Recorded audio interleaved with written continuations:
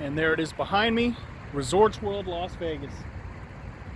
Group out of Malaysia is building it. It's the first Asian-owned hotel casino on the Las Vegas Strip.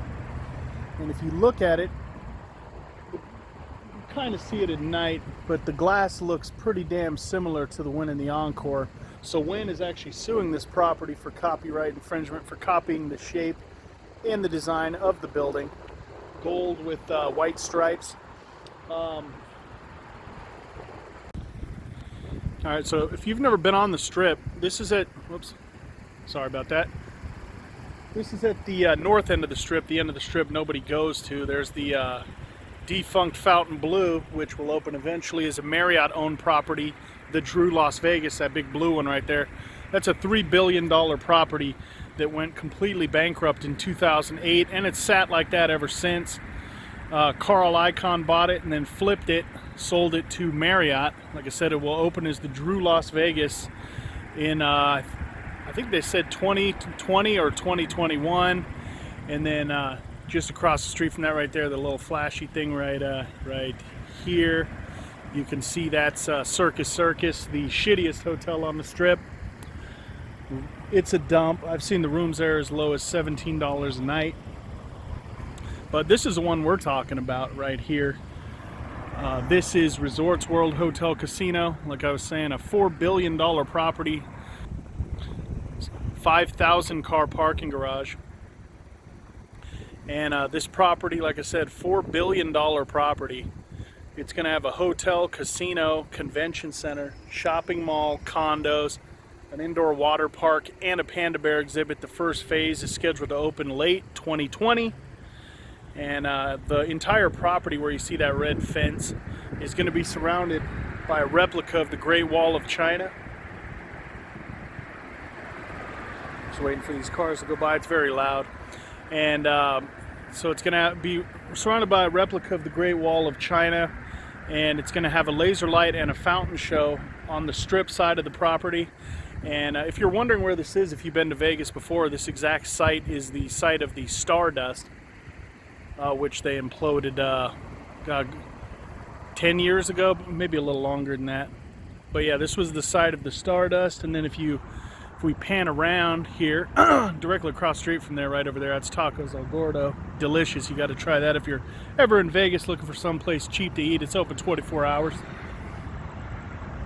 And like I said, that's Wynn, Encore. There's Encore. There's Wynn. Beautiful properties. The two nicest hotels in the Strip. And if you look, like I said, Wynn and Encore look pretty similar to that.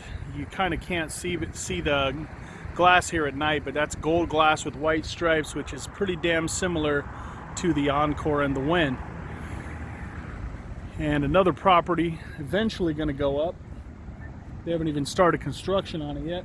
If you look in this dirt lot right here, this is where the Frontier used to be, where if you've been to Vegas before, the workers of the Frontier were on strike for about 13 years, striking out in front of the property. After a while, they were almost part of the property. I mean, I remember coming down to the Strip with my parents, and you'd see those guys out there striking, and it was, like I said, it was almost like they were part of the resort. They were on strike for 13 years. But this is actually where Mariah Carey's ex-boyfriend bought this property. James Packer, the Australian billionaire, he was going to build a lawn. I think it was a $3 or $4 billion property. His financial backers pulled out, so Steve Wynn, before he was ousted from his own company, Wynn Resorts, was able to purchase this property. And this is where they want to build Wynn West, another 3,000 room hotel casino tower. And which will be, it looks like it's across from the Encore, but the property is actually more across from Wynn Las Vegas, and in between Wynn Las Vegas and the Trump. That's the Trump right there. And that's Fashion Show Mall right there, and then of course Treasure Island in the background. Yeah, so that's some of the new stuff coming to Vegas. Like I said, I just wanted to show you some of the new stuff coming on the Strip. If you've never been to Vegas before, or even if you haven't made it down to the North End, which the North End is kind of depressing because all you really have on the North End once you get past Wynn and Encore, there's really nothing. I mean, you go down there, there's Circus Circus, and even further down than that is the SLS, which will soon be renamed to the Sahara, which is what that building used to be before it was turned into SLS. And then you go further down from that is the Stratosphere, which everybody knows Stratosphere is a fucking dump, and it would have been imploded years ago if it wasn't for that tower, which is one of the tallest buildings on the West Coast. So this whole end of the Strip has changed a lot. I remember when I was a kid and I first moved here to Las Vegas, I was around 10 or 11 years old, and this was actually the happening end of the Strip. I mean, let me go back over here. So Treasure Island was not there. Mirage was there. They were, I think they had already started building Treasure Island. This site was the Frontier, and then that site right there was where Resorts World's going, was the Stardust. And then further down from that, well, in between Circus Circus and where they're building Resorts World, was Westward Ho. And then across the street from that, which it's also gone to, was the Riviera, which was the 7th hotel built on the Las Vegas Strip, the first high-rise on the Las Vegas Strip. So they imploded that, and you can't see it from over here. Site of the Riviera is actually going to be an expansion for the Las Vegas Convention Center to expand it off of Paradise Road and expand it all the way to the until it actually meets Las Vegas Boulevard. And it will basically, the expansion will sit right next to that big blue one right there in the center of the screen, which, like I said before, will be the Drew Las Vegas. So it's weird, in the 90s, this, the Strip was mainly on this end of the Strip, was this end of the Strip. Everybody would come down here. Most of the casinos were down here. They had the Sahara, they had the Wet n Wild Water Park. And in the 90s, companies started coming in and buying these properties on this end of the Strip, imploding them, planning to build newer multi-billion-dollar properties. And, well, would have been multi-million-dollar. There were no billion-dollar properties in Las Vegas until 1998 when Steve Wynn built the Bellagio. And so, like I said, there were plans to build new properties on this end of the Strip, and other companies like MGM, they were building MGM Grand on the south end of the Strip, and Excalibur was brand new, which if you've been to Excalibur now, it's kind of a dump. But when I first moved here, it was new. But they were, so when they started imploding properties on this end of the Strip to make way for newer properties,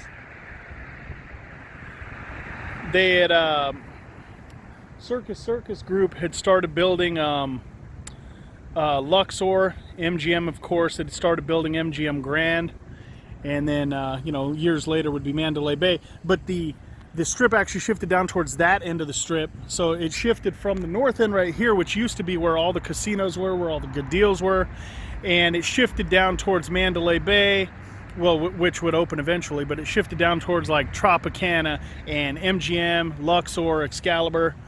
And now here in 2019, the Strip is more shifting into the middle. They're starting to fill in the gaps in the middle with restaurants, and they built casinos more in the middle around like Cosmopolitan, Bellagio, Aria. That's where everybody wants to be, in the middle of the Strip. So I'm sure Resorts World is hoping that they can bring this end of the Strip back to life. And further down on this end of the Strip, I'm sure SLS, which will soon be the Sahara, they're bleeding money. And I'm sure they're just hoping that they can hold on long enough for this Resorts World to be completed, and what was going to be Fontainebleau, but it was actually now going to be the Drew Las Vegas, $3 billion property. So it should be interesting in the next couple years. Once Resort World opens their first phase late next year, the Drew eventually opens, if they can bring this end of the Strip back to life. Because honestly, if you've never been to the north end of the Strip, there's really no reason to come down here, honestly. I mean, unless you've got kids and you want to bring them to Circus Circus. So, like I said, it should be interesting to see in the next couple years what becomes of this end of the Strip. If, these two new properties right here and the new Wynn property they're building behind me can bring this end of the Strip back to life and draw more people down here, because most people do not make it past Winter Encore because there's really nothing to see, and it's kind of a little sketchy when you're walking around down here. I mean, I'm on the one I'm not technically on the strip. I'm like right next to it, where there's no homeless people or sketchy looking people around me, or else I wouldn't be out here filming. So, but so yeah, I just wanted to point out this property, the next newest property coming up in Las Vegas. They have not had a brand new from the ground up hotel casino built on the strip since 2010, and that last property was Cosmopolitan, and before that, of course, was Aria, which is part of MGM City Center. So yeah, so you know, if you've been on the strip or you never been here, or maybe you were here and you saw this and you were wondering what this was, yeah, this is Resorts World, and should be interesting to see what comes of it when it opens in late 2020. So thanks for watching my videos, and thanks for the likes, comments, subscribers. I appreciate everything. And as always, from Las Vegas on the strip, 12:30 at night, bye for now.